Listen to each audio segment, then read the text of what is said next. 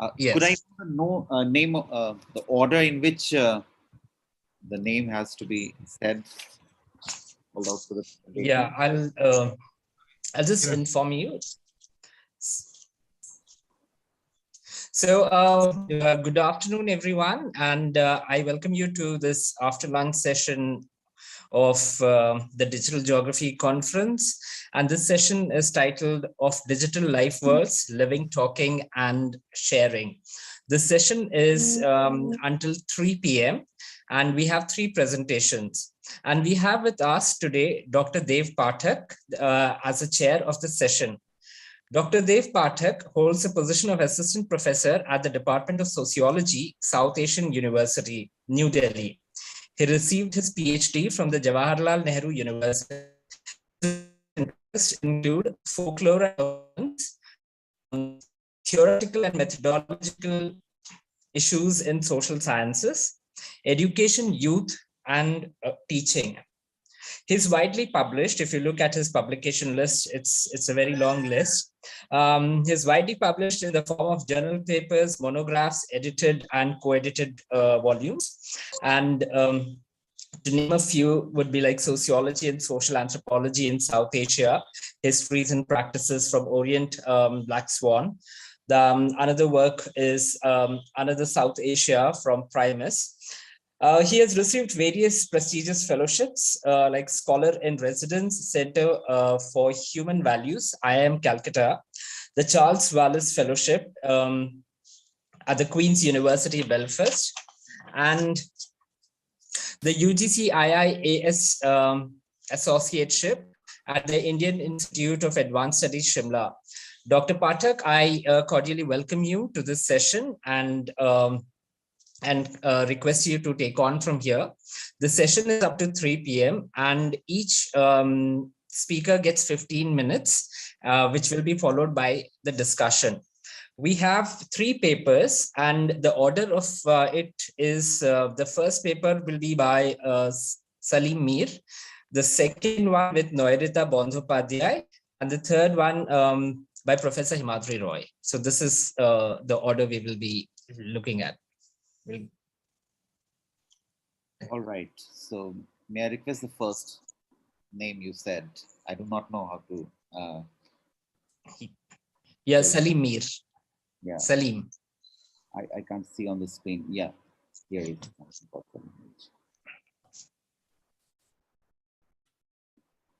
I'm not able to share my screen. Host has disabled participant screen sharing. Could you please allow me? Ashish? Yes. Can you do it now? Yes, sir, I can. Yes. Okay, good.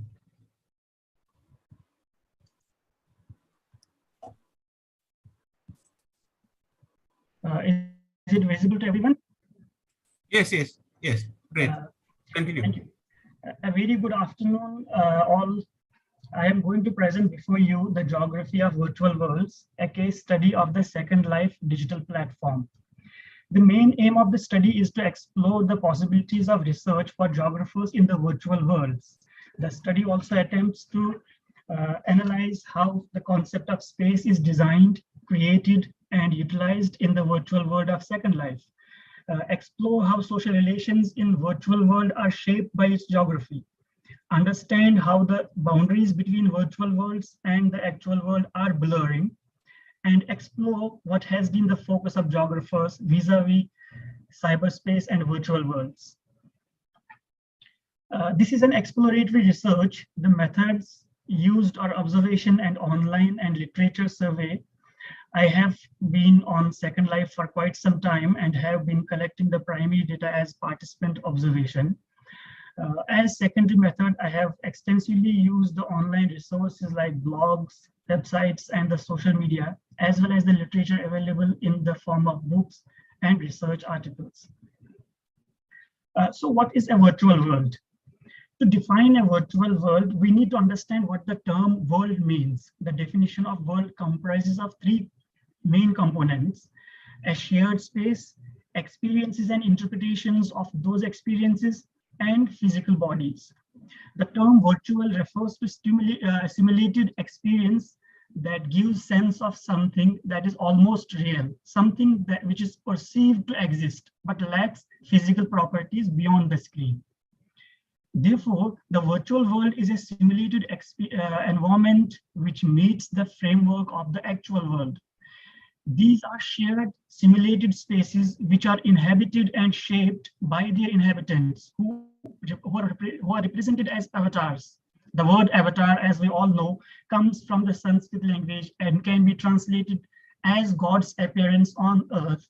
These avatars mediate our experience of this space as we move, interact with objects, and interact with other avatars, with whom we construct a shared understanding of the world at that time. Avatar gives a tangible sense of self into the space. Virtual world is not basically dichotomous to the real physical or material world that we humans inhabit. Instead, a virtual world is a subset of world within the physical world. With the ongoing development and integration of haptic devices, the boundary between these two worlds will become increasingly blurred. There are many virtual worlds available on the cyberspace like Second Life, Active Life, Active Worlds, Can-You, Sansar, etc. And in 2022, about 500 million active users are there on different virtual platforms and metaverses, including Second Life. Second Life was officially launched on 23rd June 2003 by the Linden Labs. As of 2022, there are 70 million registered accounts on this platform. Its users come from all over the world to construct virtual representations of themselves known as avatars that reside within Second Life and navigate and create the virtual environment as they participate in socio-economic, recreational, educational activities with other avatars. So Second Life is not a game. There are no challenges or quests or storylines. You just live in this world, explore, create, observe, entertain, and work there. According to its founder, Philip Rosedale, Second Life is an organic online world. It's built by the people who participate in it, who live there. As expected, Second Life is more popular among American and European people. There are more, about 30% of the users are from USA alone. The demographics, however, of the residents and visitors of Second Life are interesting. The sex ratio is very low, only 33.79% females as compared to more than 66% males. In terms of age, it's the 25 to 34 age group that is having more presence, about 31% on Second Life. It's linguistically also very rich, with many regions in the Second Life demarcated on their linguistic basis. So we have 5 Russian regions, 16 Italian regions, similarly Arabic, Polish, Japanese, etc. Second Life actually has multiple worlds, and these worlds are known as grids. This is where we perform all activities and interact with other people in terms of, through their avatars. There are 2 big official ones that are named as Agni and Aditi. Agni, or the main grid, it's where most of the activity happens. Grids have many regions. Grids are divided into many regions, and currently there are around, there are more than 27,000 regions, of which 18,311 are private. And by private, we mean that these are already bought by the users, and the remaining 9,000 are owned by Linden Lab. The world of Second Life consists of nearly 500,000 acres of virtual land, and almost all of it belongs to its residents. As more new users join Second Life, Linden Lab keeps adding more and more virtual land. So the world actually gets bigger every day. The world of Second Life is like a 3D version of the web, where you can explore and interact with everyone else who is using it at the same time. Virtual land is like a 3D website, a blank space where you can make things happen. In this slide, you can see the world map of Second Life. When you zoom in to any portion of the Second Life, you will observe the land looks like an actual aerial photograph of a portion of earth. There are roads, buildings, parks, lakes, rivers, abundant land parcels, vegetation, and so on. So how do we know the location of a place on Second Life? Any place on Second Life is represented by coordinates. Like this for Peketu place, the coordinates are 71, 54, 25. All places in Second Life follow this coordinate system. The time zone adopted by majority of virtual worlds is referred to as virtual reality time, or VTR for short. The own time zones make these virtual worlds more like real places. Second Life, however, uses a different time zone. It's called Linden time, which is identical to the Pacific time zone with daylight savings. The land in SL, or Second Life, is more or less covered and used the same way as the actual land. You can find forests, mountains, water bodies, snow cover, grassland built up. But overall, this world is highly urbanized. The land is used for entertainment, residential purposes, education, trade, cultural and religious activities, and tourism, and so on. Let's now explore the socio-economic and socio-cultural and economic geography of Second Life. Starting with the economy of Second Life, it's important to note that the Second Life has its own currency, which is known as Linden dollar. It's exchangeable with the US dollars and fluctuates with time like other currencies. Current exchange rate is 320 Linden dollars, or equal to $1 US. Second Life has its GDP, which rose from $64 million in 2006 to $600 million in 2022. In first 10 years, from 2003 to 2013, $3.2 billion US in transactions for virtual goods had exchanged between Second Life residents, with an average of 1.2 million daily transactions. Today, many creators in Second Life are making double the normal salary in America or Europe. Anshi Chung, a Chinese user, became the first millionaire in Second Life in 2006. The main business in Second Life is the real estate. People buy land, virtual land, and build houses on it, then rent it out to other residents. There are live music festivals, dance parties, art galleries where people pay to participate. There are paid clubs, bars, hotels, restaurants. Big business companies like IBM, Apple, Dell, they have all offices there on Second Life. Reuters and New York Times had their correspondents in Second Life bringing news from the virtual world. It runs its own 3 newspapers as well. The cost of land itself is based on demand and can fluctuate with the market. Second Life charges the land use fee, which is about $12 per month, in addition to the membership fee. This table shows that the minimum you have to pay $4 per month for 512 square meters of land, which can go up to $175 per month for 65,000 square meters of land. Events and festivals are the most happening activities in Second Life. There are film festivals, musical events, art galleries, heritage festivals, book clubs. For example, the recent festivals that are going to happen is this Raglan Share 17th Art Walk will be held till 19th June. Lupus Awareness Festival is also going on. Film festivals are arranging discussions with filmmakers, actors, critics, and book clubs invite authors, poets, publishers, and bookstore owners. There are many, apart from these events and all, there are socialization and other communities, the destinations that are for the socialization for particular communities. There are communities for mental health and well-being, for disabled and chronically ill, for transgender people, for book lovers, and many more. People discuss their real lives with other members of the community who may be from across the world, as you can see from these screenshots where community members join discussions or just hang around. There are about 30 destinations which provide religious services to different followers. There are churches, mosques, synagogues, temples, and other spiritual centers where devotees can fulfill their religious needs. The Second Life platform got the attention of education sector since its inception, there are 82 destinations which provide educational services. 14 universities have their virtual campuses on Second Life. To mention a few: Stanford University, University of Texas, University of Sheffield, University of Western Australia, etc. Conferences and meetings have been held in Second Life. The first such conference was held on 22nd April 2008 by International Virtual Association of Surgeons. These are two screenshots of two conferences held on Second Life. As far as the tourism is concerned, we already had a session on digital tourism yesterday.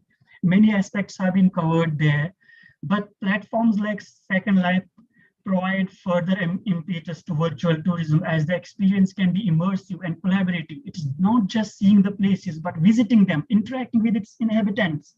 Like real world destinations, you can expect the unexpected. The hotel you may stay may not be providing the good service. You may find congestion and overcrowding in some destinations. But here again, you can book a private beach house exclusively for you and your family. There are significant opportunities for tourism business, for marketing, and many travel organizations have already set up their offices in Second Life. Visiting destinations in Second Life is both logistically and financially easier for someone.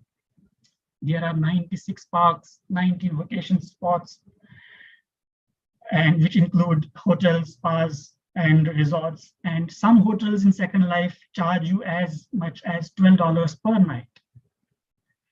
And let's focus now on how geographers have been doing research on the virtual platforms on the cyberspace. Basically, geographers have attempted to explore and analyze various aspects of cyberspace and virtual worlds. There have been researches on geography of cyberspace and the emerging geographies of virtual worlds. Through these research, geographers have attempted to understand the cyberspace as a new parallel universe.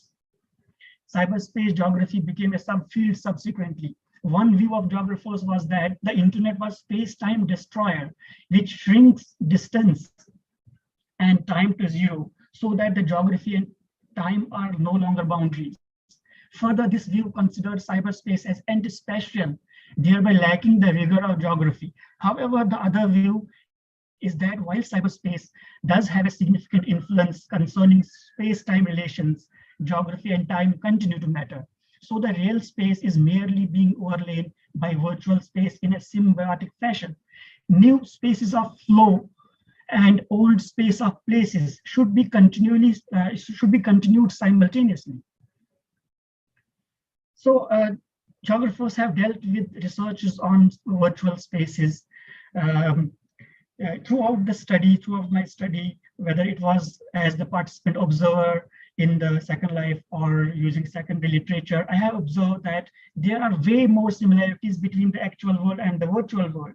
Virtual worlds go a bit beyond the actual worlds when we can design mythological places and creatures online. For example, in Second Life, there are places which are underwater. People in virtual spaces can walk, run, fly, and could use teleportation as the preferred means of moving from one place to another. However, it can be seen that for people in virtual worlds, the location is still very important. It is the location in relation to some landmarks that determine the land prices. People prefer to live in the vicinity of other people. There is the segregation happening in virtual worlds as well. You can find places that are exclusively for particular community or class. There are crimes and land disputes happening in Second Life as well. It can be concluded thus that the geography of Second Life is continuously evolving, and like Earth, the landscape there is modified by its inhabitants. But unlike the actual world, the modifications to landscape done could be reversed and remodeled. Although the land use in Second Life is emulating the land use on Earth, the area in virtual worlds is flexible compared to the actual Earth. The social, cultural, and economic landscape of the Second Life is vibrant and present the geographers an opportunity to understand how such special activities are being shaped in the so-called aspatial or antispatial space. There is a lot of scope for behavioral geographers to understand how the new virtual spaces shape the human activity in actual world. How do people connect to a particular place in virtual worlds, and does this have an impact on the outlook in the real life? The fact that virtual worlds are trying to provide concrete spatial environments should make them of greater research interest to the academic discipline that have a focus on use and configuration of space, like geographers, planners, architects. Please wrap up. Yes, yeah, this is the last slide. Virtual worlds pose their own challenges for researchers. As Michael Beatty has put it, the emergence of cyberspace will form the geography of the post-industrial and information state. It is largely invisible to conventional methods of observation and measurement, and this poses enormous challenges to the very way we might engage in developing science of this phenomenon. We need to begin to map this space, to visualize its architecture, and to show how it connects to the how it connects and transforms our traditional geographies. Thank you. Thank you, Mir. We may take up questions upon on every presentation at the end of all three presentations. I will save my comments too for the end. Let's go to the second presentation, which is by Nirvita Bandyopadhyay, which will be on geographical knowledge dissemination through digital media, tracking cyclones during COVID times. Nirvita, over to you. You have 15 minutes. Yes, very good afternoon to all the members present. I'm Dr. Norita Bandyopadhyay. My paper is titled Geographical Knowledge Dissemination Through Digital Media Tracking Cyclones During COVID Times. And I'm pretty excited to present my paper, as this is an experimentation I was doing during the COVID times over social media, especially on Facebook. So let me introduce my topic. Next slide, please.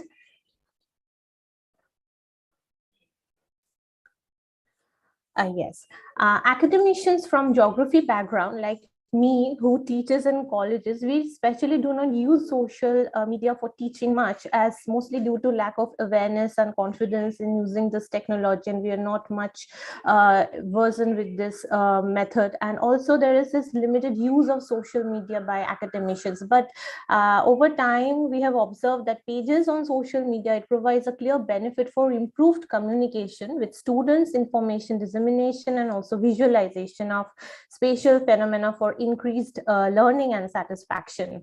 So since this period of lockdown from March, digital space and social media, it became a very interesting platform to share geographical phenomena and climate related information and updates on a regular basis. It was starting to become a necessity as a result of frequently occurring natural hazards like cyclones, especially in the Bay of Bengal and the Bengal coast, for us and for people living close to the coast like Orissa, Bengal and Bangladesh. So the exposure to social media and Facebook page and sharing contents during that time, it became the most interesting pastime for people of Kolkata who were mostly locked inside, but they were also wary of the impending disaster after Cyclone Bulbul in 2019, which not only devastated Sundarbans, but it also affected Kolkata.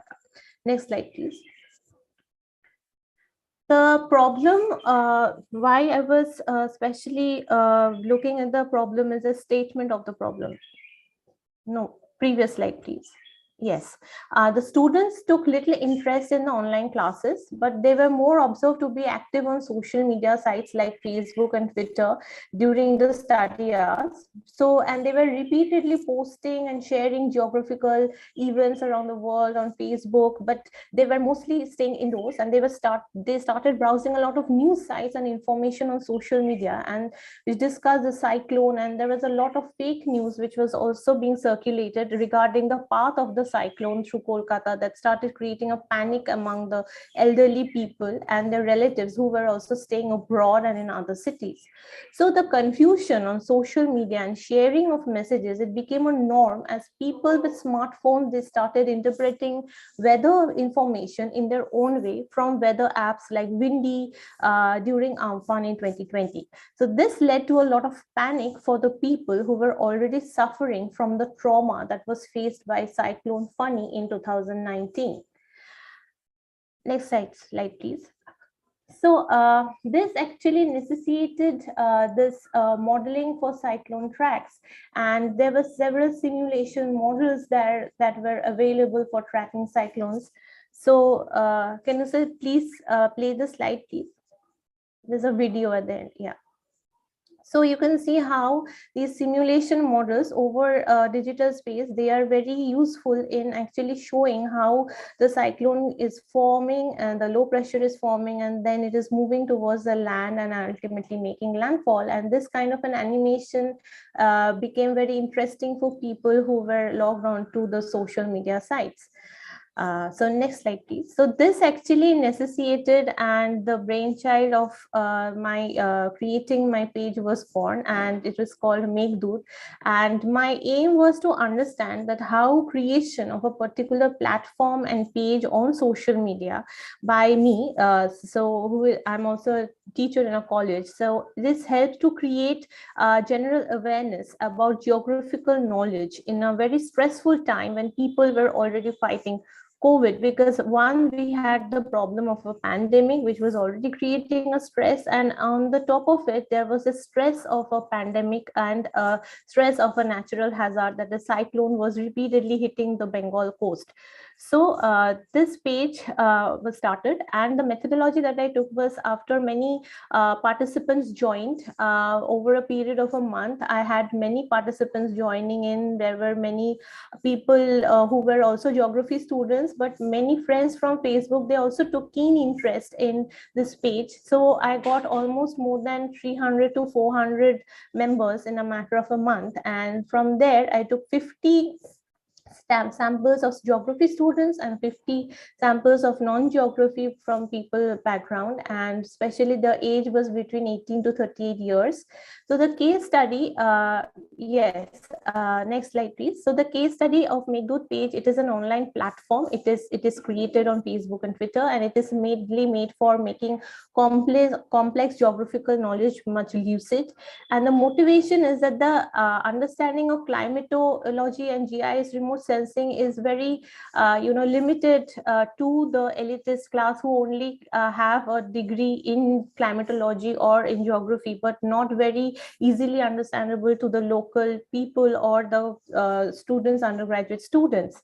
So this page specifically, the aim was to make a geography a very popular subject with the college students who were lacking the enthusiasm, especially during this lockdown, and it made them homebound. So I was trying to figure out what activity they can do from their homebound environment. So the daily weather observation was one thing that could be done from home, and a team of students, they got interested from various locations. So someone from particularly Kolkata, someone from Nadia, someone from Chavda, so different places on the western, eastern, northern districts of West Bengal, they pulled in, and they started doing these observations, and they integrated the knowledge, provided a daily report, and analysis of the trends and observations were made with simulations model, which were very freely available with the satellite image. And the spatial distribution and temporal analysis was also done. So here you can see the demonstration of weather patterns and cyclone tracks that I regularly kept posting on my page, and this gave a clear understanding of what is the local weather pattern, what is the wind speed, the wind sequence, and then the lightning and the thunderstorm phenomena, the direction of the monsoon winds, and how the cyclone is forming, and likewise. The tracks also showed which busted several myths, and the fake news were also addressed by giving them real-time data from satellite images and giving a detailed explanation on the page, like what is the next forecast and what is going to happen in the next 1 hour. Next slide, please. Yes, so here you can see how my page grew over a time, and many students and people, they started taking interest. Especially it peaked during the month of the cyclone, especially during the month of May, where several cyclones and weather related activities were going on. Next slide, please. And also the audience of Meghdut, one post generally reached more than 4,000 audience. The post engagements were 1,000, and almost the posts were reached, like after posting it reached in one go to 200 to 300 people. So regular information, the contents were like when the low pressure is forming, what is the chance of cyclogenesis, and how is the thunderstorm and lightning alert is going, and when is the cyclonic circulation forming. So an interesting observation was that in the age group of 18 to 24, there were more women participants compared to the male participants. And also in the 25 to 34, there were more women participants. But in the age group of 35 to 44, there were more of male participants. And 43% of the engagements happened from Kolkata and 7% from Kolani. Delhi also, I got some audience from Delhi because a lot of relatives of the people of Bengal were in Delhi who kept tracking these cyclones on the site and kept asking questions and made inquiries 24/7. Next slide, please.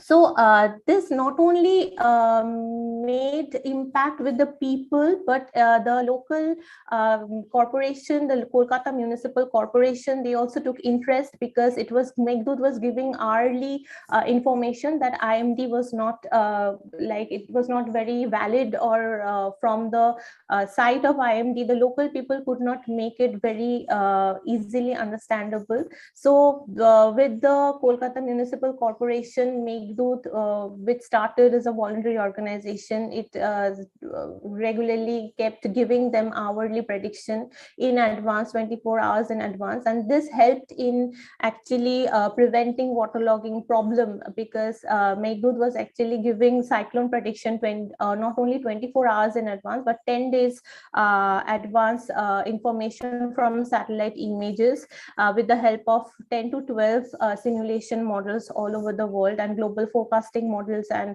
other GFS and IMD models that was being invoked, but that was not very easily understandable by the government bodies. So Meghdut made it very clear and helped in the local administration as well.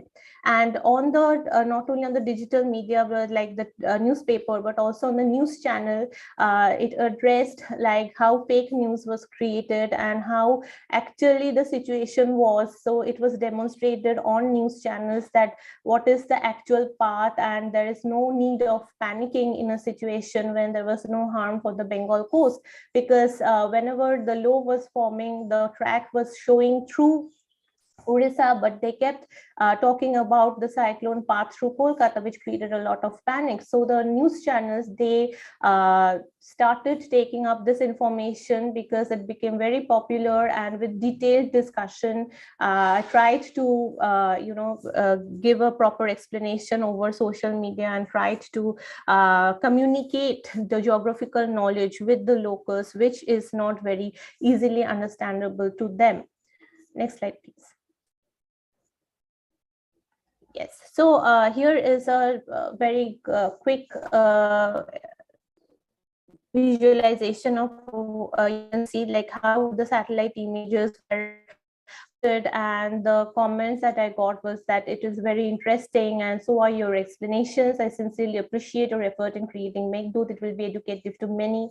And in the right side, you can see the tide information that was given along with the cyclone information, because tide played a very important role in weather phenomena. Also, there was fake news that was going on around the tornadoes being happening in Bengal, which was actually the water spouts. So the water spouts in Bengal, and it's not a tornado. It was repeatedly being told that what is actually a water spout and how it actually happens and what is the limit of destruction that it can do to the people.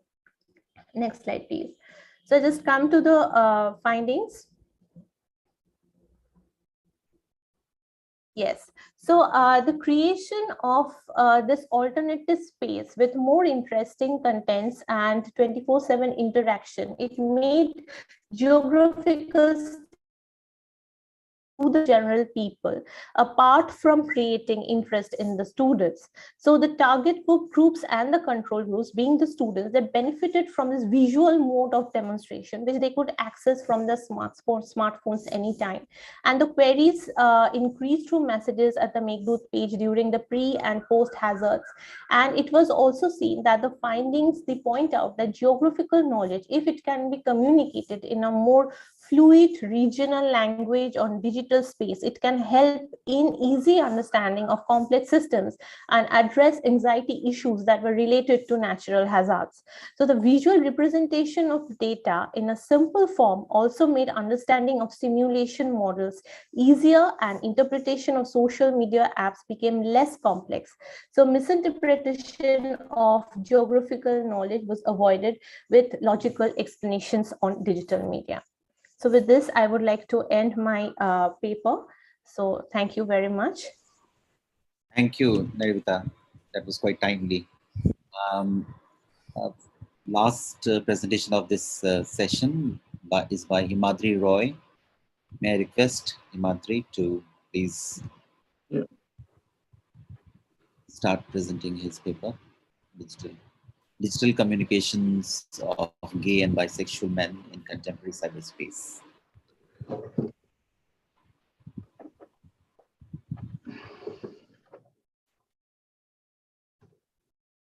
Is it visible now? Okay. This paper basically focuses on the basic. Hello? Yeah. My paper is titled Digital Communications of Gay and Bisexual Men in the Contemporary Cyberspace. When I say contemporary cyberspace, I only focus mainly after the judgment that is related to gay and bisexual men, that is IPC section 377. Therefore, to explain that why this judgment is important, we have to look into the verdicts and the judgment that has been happening in our country. In 2nd July 2009, Delhi High Court has decriminalized or taken away this section and decriminalized the queer community, whereby gay and bisexual men have been majorly been liberated. Rather, they got a breathing space of freedom and independence of their livelihood. When this livelihood came into, what happened when we talk about gay and bisexual men, they came out of the closet. And when coming out of the closet was very important and very essential for their survival and livelihood. And therefore, this judgment, when it came, the communication that was during that period in the early decade of this century, the communication has shifted majorly. Himadri, your voice is breaking. Because the country has a virtual world, and we see many activist groups have been making spaces at several points through the SNS, especially social networking sites during that period. And also very important. Now, it is also very important over here to note that the dating platforms that were virtually available in .coms or website www websites, now that has converted gradually between this period from 2009 to 2013 until the overturn of the judgment by the Supreme Court of India happened in 2013 in 11th December. Between this period, the applications, digital platforms, communications have shifted to mobile applications. And especially when we talk about mobile applications, I have taken examples from majorly used apps, that is Grindr, Grindr, Facebook, Grindr, Blue, and Planet Romeo. Now, before that, I would like to talk about how the communication's been happening over here. The communications is very important for us to see that the communications are always happening because it is a digital platform. The communications were happening majorly with English. Now, at the beginning, when the communication, the people started interacting, the sense of belonging and the sense of community was building up. It shifted from the local, or what we call Farsi language, to the English medium. Now, why is it called Farsi? Because Farsi was a language that was used by the transgender people and the gay and lesbian, especially the gay and bisexual and lesbian people, picked up this language, the nouns and the adjectives of this Farsi language to talk about, or what we call the third gender language, to communicate amongst each other. But gradually, when that got replaced by English languages in communicating from one to the other, the whole phenomena of communications between people had brought into a class angle into it, because it is very important that you have to know English, you have to know computer, you have to know how to type the words what you are saying. So the abbreviations also started being created with these English speaking people. Now, as the time being, as a 2018, between 2013 to 2018 happened, the vernacular languages also became very, very popular. So we started having what we called English, we started having Bengali and English together, what is Banglish, and Marathi plus English together, which we call Marathilish, and then Tamilish, and etc., etc., etc. And it goes on and on. And every region in this country started using this mode of communication. Now, this mode of communication actually deteriorated or cornered the Farsi language to only to be applicable in physical communications, not among the gay and bisexual men, but only for the transgender people and the people who are related to those especially that section of the community. Now, it is important during this period only. What happens is that before 2018, the communication that I was talking about, this application-based, these are mobile application-based communication that happened. Why I have taken these three? Because these three are majorly used applications across the country. Like for Grindr, when it was launched in 2011, today it has at least in this date today, like 24th May 2022, it has around 69,731 users immediately, like last 1 hour before I started, before this session started. And similarly, Blued also became very, it was launched in 2016, but by 2019, it almost had 3 lakh users. Whereas Planet Romeo, which was launched back in 2012, have only 7.9% of the community users, which is only 52,000. So why this is important for us to understand, because now, when we locate this across the country, the first thing that we see that grinders are used mostly in urban cities and metropolitans that we have in the country: Delhi, Bombay, Calcutta, Bangalore, Hyderabad, Pune, and any other metropolitans or two-tier cities that we can think of are users of grinder, and then Planet Romeo. Now, Grindr and Planet Romeo very intelligently and very what you call AI way, they have divided the class into very significantly, because Grindr was used by mostly skilled labor of people who are basically consider themselves as gay and bisexual in the community. Whereas Planet Romeo was considered by the unskilled and the semi-skilled people, mostly migrants of the cities. And my research is basically in Delhi NCR. So in Delhi NCR, the semi-skilled and unskilled laborers have used Planet Romeo. But when we move out of the Delhi and move into small cities like Allahabad, or move into Jodhpur, or move into Kanpur, we see Blued being used by many. Probably that is why Blued have more than lakhs of users, account holders over here. Now, when this communications was happening, what interesting fact was there was no class, or there was no communication. Mostly communications happened between vernacular languages and the English languages. So therefore, the users were never felt that there was limitations of their normativity or the performative, what we call queer performativity in these digital spaces, as Guattari always comments on that. Now, when we take this farther, we always see that these applications are basically what Stockton tries to argue, that these communications or these spaces, digital spaces, are basically erotic abjections.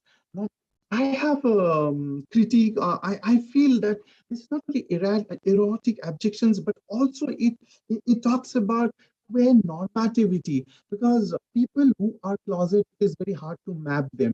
Gender mapping is not that possible when we talk about closet people. Now, but when we move beyond that, there is a negotiation of subversive spaces all the time in the socio-cultural domain of normativity, whether it is heteronormativity or whether it is a queer normativity. Now, amidst this, what is very important, that the labelity of sexuality or sexual orientation, the label that have been used, or the terminology that is used all the time, gradually subsides or subdues at this point. Therefore, it can be an erotic place or erotic basis where people are interacting, maybe for sexual pleasures. But it is more than that, the psychology of belonging starts operating over here. Now, when we talk about this psychology of belonging, few things come into our domain that we have to keep our mind all the time, like locating this queer rhetoric, where exactly this gay and bisexual men exists. Now, that is very important, because when we symbolize these people, we do not tend to see them existing visibly. We always tend to see them visible in digital spaces, and they're very active over there. Now, after this post 2018 judgment, what happened is not only these applications, but also SNS platforms have been started being used. Now, when we say that SNS platform also started being used, we see that there is a huge exchange or a huge negotiation of spaces that is being happening all the time between the heteronormativity and the homonormativity or the queer normativity. Now, that is where the psychology of belonging starts deciphering in a different format, or basically intersectionalities of the morphology of these people existing in the digital spaces becomes very important. And therefore, the locating these rhetorics are very, very important at today's discussion when we talk about digital spaces. So when we say that, simultaneously, we have also keep in mind that the whole idea of otherness is being created through this normativity, because Facebook is such a app, also the network platform, where we have several kinds of people, whether it is the unskilled laborers that they are working, whether the vendor who is selling or the hawkers who are selling in your colony or the roadside, they also operate through Facebook. And now Instagram, gradually with the passage of time, last 3-4 years, we have seen Instagram being used by many, many people. Now, what happens when we talk about these within the community? What happens is, beside the class, the other factor that gets introduced is the caste factor and the religion factor. Now, whether that to club with the socio-political scenario is would be very basic, what we say, the basic arguments of anyone to see the socio-political scenario also in that way. But the community, who was supposed to be in solidarity before the judgment and before all these technological devices have come up, before the digital spaces were open up for everyone, the whole idea moves into further differentiating and dividing the community amidst caste and religion. So I have put up a few profiles over here on the Instagram that says that one is at the rate of, the IDs are at the rate of Queer Hindu Alliance. The other one is the Queer Hindu Network. The other one is Queer Hindu Queer Shala.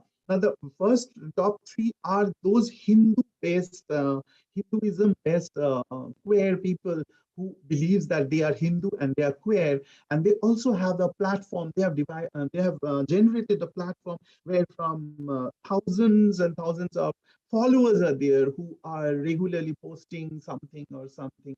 And it is very important over here that when we see in comparison to the other religion, that is Muslim, over here, probably the Queer Hindu Alliance is the highest one, which has 942 followers, whereas the Muslim project, that is Queer Muslim Project, has almost 36,000, 37,000 followers.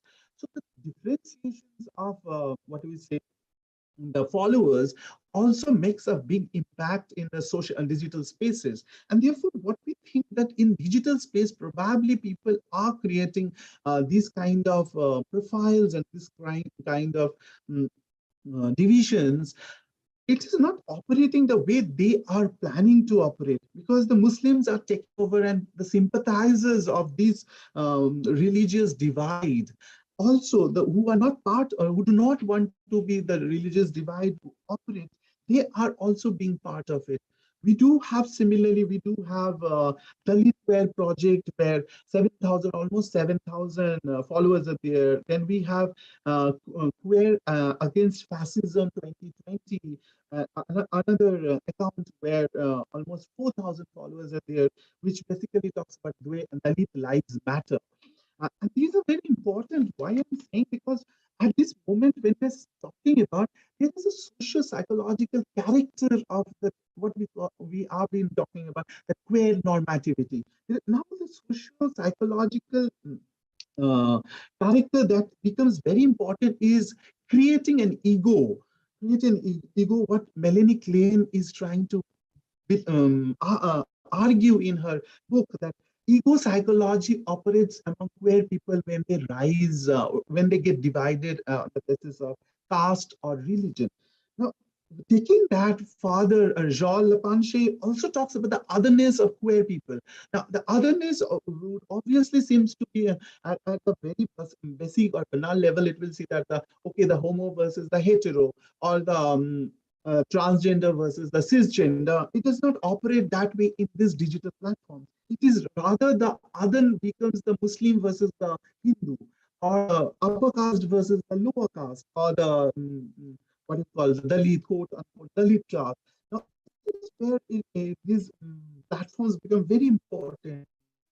The other thing over here that I want to show you is the Facebook accounts, the Facebook pages, where you have the same Queer Hindu Alliance, almost 530 followers, and the other one is 530, where the orange one that you can see. Similarly, we have another group that is created by the Hindu, Buddhist, and LGBT people. They have a very minimal members in it, very minimal members. And this is very interesting that the, even the Facebook is having tons of followers for the Muslim project, which is almost 16,000, more than 16,000 people are into the Muslim one. And similarly, we have pages for gay, we have Rajput gay, Bihari gay, Mallu gays, Bengali gays, and similarly, region-based gay groups are also there. I was talking about. Now, Telegram is a very recent app that has come to India. It was used when all these WhatsApp policies have been implemented. Yeah, I'll finish up. This is the last thing I'm talking about. Telegram also has an interesting point that it has, if you're into the contact of Telegram, you'll see that there is a radar which shows people nearby. If you open that radar, I just opened it at 115, and there are groups, local groups, which are Kashmir gay folks, gay doctors, UP gays, Rajput gays, gay pandits, Jat gay men. And the community, these groups consist of 200 to 50 people almost. Now, this is very interesting to see that Telegram, which is not very popular also started becoming popular. And in this COVID, many things have happened within the community. This is the last point which I'm making. The most important, the Facebook page that I came across, one is this GHAR, which is Gay Housing Assistant Resource. The other one is mental and mental and sexual health page.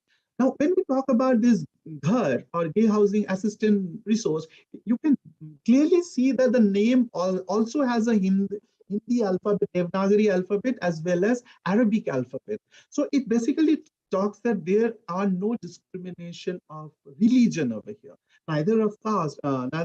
As you open the page and go along, there are nothing of discriminations of that kind. This is one good initiative that has happened in the regarding the gay and lesbian, gay and bisexual men in the community, for creating a sense of belonging during the time of COVID. This was created in 2020, and the other which was created after this is the mental and sexual health page called Queer Wellness, which also has around 1,400 members. And this is basically about not only talking about sexual health, also about mental health during COVID, how to deal with it, how to go about it. These are the major two things that have happened in the digital spaces recently. And this is where I would like to conclude by saying that it is not only that the community is getting divided, there are certain initiatives that is bringing community together, also is operating in the digital spaces. And that is where we have to pick up and move ahead with these collaborating measures where the community can come together. As William Lee always keeps on saying that when gay men or bisexual men communicate, they should communicate from heart. And in haptic geography, it becomes very important not to locate them on places, but to locate them on their community places belonging. And that's all I have to say. Thanks a lot. Thank you. Thank you very much. Madhuri. Very quick observations. For the want of time, we will keep it short, and then I'll return to you for your quick repartees. I just wanted to make this observation that, the whole session is on a live world, digital live world. And since there is this prefix digital, we understand that in spite of the fact that this live world in digital space will have certain kind of simulation of reality, it will be still called digital life world, not life world, not plain and simple life world that we have been familiar with in other kind of discourses. And precisely for that reason, it seems all three papers that I have heard with pleasure are interconnected in dealing with the technological mediation in life world. And that's where a lot of puzzle begins too. Even though your materials may be sound by themselves, one major puzzle which has always haunted me, and particularly in last 2 years, is as to how simulated is same as real. Can simulated ever be same as real? It seems that, for any better option, we have to accept that simulation is very helpful, or anything that we've come across in the name of knowledge transaction in the digital space. We accept it as good as knowledge transacted in the real space. But then we also have somewhere in our mind that it may be debatable whether it is as good as knowledge transacted in real space. So that is where I was thinking that, when Mir is talking about a novel geography that emerges in this Second Life platform, at the Second Life platform, that novel geography has to be probably approached critically with certain kind of critical nuances, so as one could understand the distinction of the simulated and the real. Not to say that real is never simulated and simulated is never real. But one probably has to figure out as to how one can probably arrive at certain kind of critical comprehension of the complexity of this simulated reality that we come across on a platform like Second Life platform. Everything is a reflection of the real, but it doesn't mean that by the same token one can simply conclude that simulated is real. That's the puzzle. One is supposed to raise this question again and again, precisely because even though we know that medium is not message, we realize that medium plays very important role in transforming the nature and scope of the message that is transmitted through the medium. So that brings me to the second presentation, which is by Narvita. In both the cases, even in Himadri's paper, in Himadri's discussion, one was wondering as to how the medium itself determines the nature of the participation. Himadri also underlined something which is very close to my heart: social psychology of belongingness. Even that nature of social psychology of belongingness is in what ways it is determined by these different platforms. They also vary among themselves. Twitter would determine in one way, Telegram may determine in another way. So there is this qualitative difference of determination. But the point to observe here is the nature of determination, which comes from technological mediation. This also shows that technology is not simply technology, just like medium is not simply medium. Medium is not innocent. We cannot be content with the output that we receive from the medium. We know that WhatsApp as a medium is not innocent, or Facebook as a medium is not innocent. We cannot be content with whatever we receive from them. Fake news or real news, that is a different, that is yet another debate.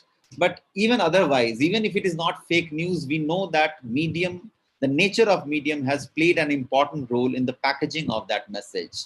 And therefore, I was wondering whether on Meghdoot, everything that will be presented, everything that will be shared on Meghdoot like platform, or like a page Meghdoot on Facebook, that if I have understood you correctly, Narvita. Yes, right. Whether that would be precisely what we call knowledge, or it would be simply dissemination of information, which is perfectly fine. Dissemination of information is equally important, particularly in the situation of disaster. When we are all panicking, we need those information. But we also know that information by themselves are not sufficient in helping me understand something. The consumer of information may not develop an understanding of the problem one is faced with. So, which once again is to reaffirm this question about the role of technology, as to how to understand the sociologized version of technology which we are using when we are talking about these kind of platforms, from where various cases that have emerged and that you have discussed so nicely. How to really get into the characteristic of message, which may be anything, which may be participation of the gay doctors, gay pundits, which is almost like a replica of social hierarchy that one is faced with, and how that's so how to get into the characteristic of the message, which will also help us understand the characteristic of the medium. They are not separable from each other. That's what I'm trying to highlight.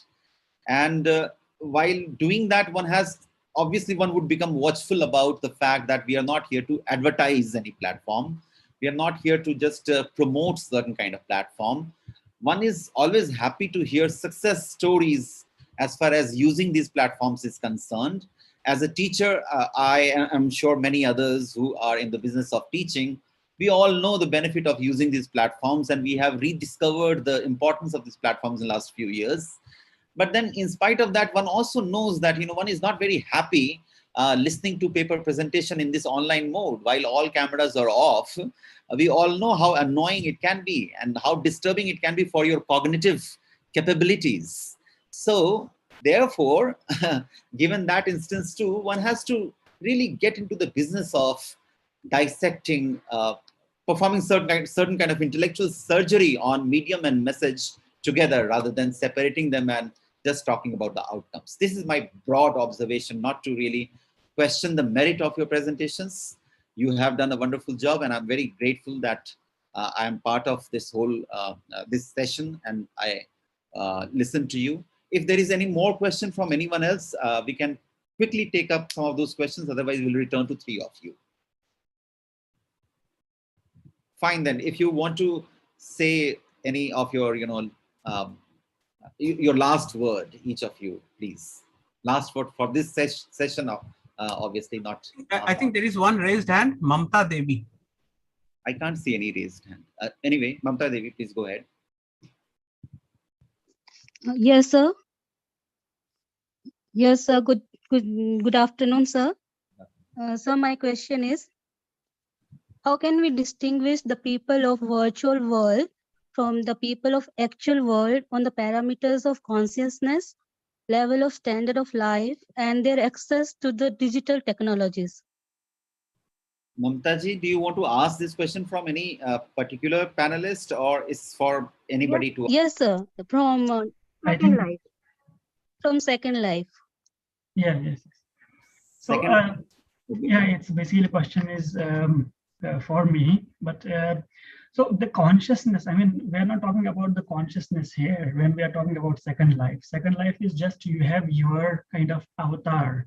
Say avatar, basically this word has been, this term has been used deliberately, consciously by the virtual worlds, because avatar means that God has sent his kind of something who represents God on earth.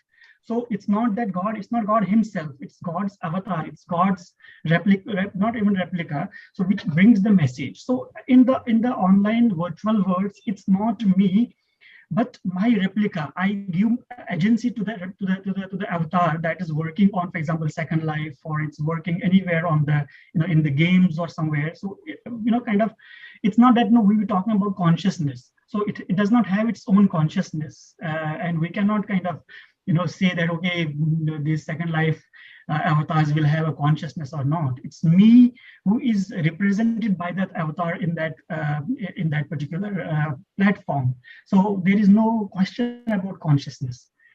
I think I have asked your question. And Professor Parthek, thank you for your suggestion. So we don't have time, otherwise we would have talked about how real and virtual and simulation, how all these are concept basically. So when I remember when I was taught behavioral geography in the first class, we were given this example that how in Russia this person was kind of on the horse, and he just traveled to one place. It was snowstorm was there.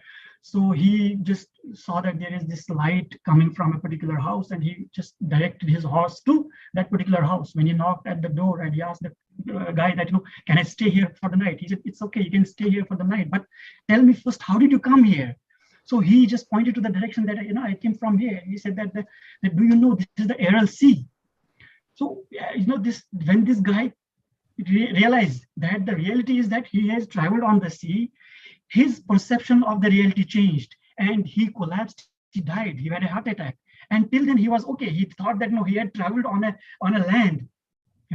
So the reality is basically how we kind of perceive it. So it's a very long debate, simulation and all, how simulations can be real or not, because psychologists are using these online simulations and all to treat patients who have the fear of, for example, height. So there is this simulation, you are using this glass and all that will simulate the environment, and you feel that okay, I have nothing has happened here to me. So in real world also they feel like okay, that's being treated. So there is a discussion and debate about that. But yes, we cannot as of now say that simulated world will replace the real world. Real experiences are real, simulated experiences are simulated only. So we cannot say that they are the real experiences.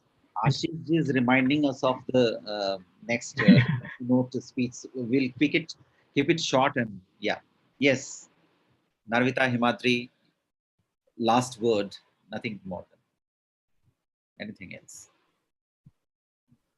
Yeah, from my side, the last word would be like what I have been talking about is basically there are lots of happy stories, the case studies that I have taken because I'm writing the page. There are happy stories during the COVID.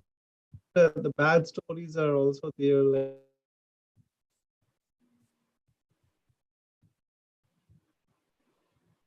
I think there is some network issue. All right, then Can I say something? Yeah. I would like to wrap up by saying that something that started off as a academic venture, like during the online classes, and how to, take or like the students' attention was getting diverted through this Facebook, and I was seeing more students present on Facebook rather than my online class. So this is how this whole idea of taking this page started, and with time this geographical understanding of several weather phenomena, it started gaining pace, which as a geographer I felt very happy about. And because more and more students were lacking enthusiasm during the COVID times, and I didn't know how to get them going regarding the various activities, because most of them there were sad stories, there were demises in the families, so it was very difficult. There were very depressed students that I was getting a lot of feedbacks from. But then this is something that just integrated everyone from several districts, from several sharing of knowledge happened, and a lot of dissemination of also knowledge in the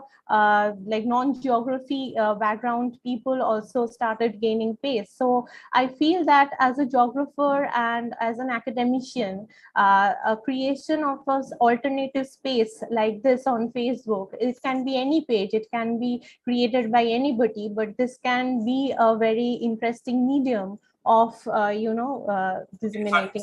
Sorry to interrupt, Narita. I think our chair has just got logged out somehow. Okay, so we are really sorry that we could not give you a little bit more time so that you can complete, but we have to move on because the other session has the keynote speaker has already arrived. Professor Daniel Miller has already started his lecture. So those who are here, they can just log out and log into the other link, that is a keynote session that has been given. So you can log in there and you can continue with the session. So I thank you, Professor Dave Patel, Professor Dave Patek, sorry, Dave Patek from South Asian University for chairing the session. And and all the presenters, the three presenters who have presented this. So thank you very much from the organizer, and I'll request you to join to the other session. So